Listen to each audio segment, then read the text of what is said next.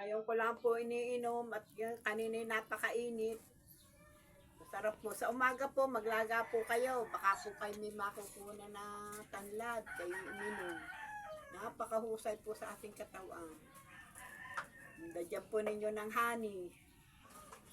Ay, kasarap po eh. Nitsa. Ito po ang aking iniinom. Ako po ay hindi na wala po akong iniinom na gamot ng mga maintenance. Ang iniinom ko po yung mga dahon ng mga avocado, dahon ng Atis Castilla. Napakahusay. Nakahutanlad. Ayos na ho. Ayos ho yan. Mamaya akong gabi, bago tumulog, iinom uli ako. Pag mag-iipon ng tubig, iinom uli ako. Dalang tubig dito'y gabi na. Gabi nang dumating, alas 11, alas 12.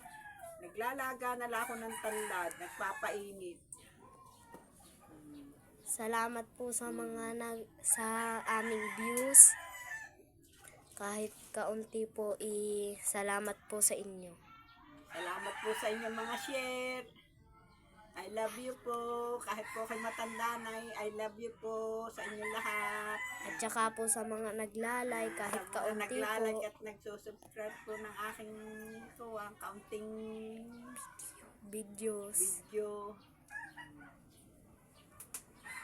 Baka makakatulong po sa inyo ang mga gamot-gamot. Mga oregano. Magaling po yun sa ubo, oregano. Sa mga plemang nagkakapit ang plema, dahon ng kalamyas, saka dahon ng ng bayabas, 2 dahon bayabas, saka kalamyas. Ayun ho ang mga plema. Ayun ho, isubok ko na sa aking katawan. Kaya ako hindi inuubo. Wala pong, may plema pong kante. Pag hambaway nagkakakuha, nagkakaunting, magmumugla ako ng mainit na tubig na may asin. Ayos na yun. Hindi po ako nagkakatulsil, wala. Dala ko hindi po, pag may pera hindi bili ng mga coke, mga kuwan. Salamat po sa inyo. Maraming salamat at tinangkilik po ninyo aking kaunting video. Salamat po. Maraming salamat.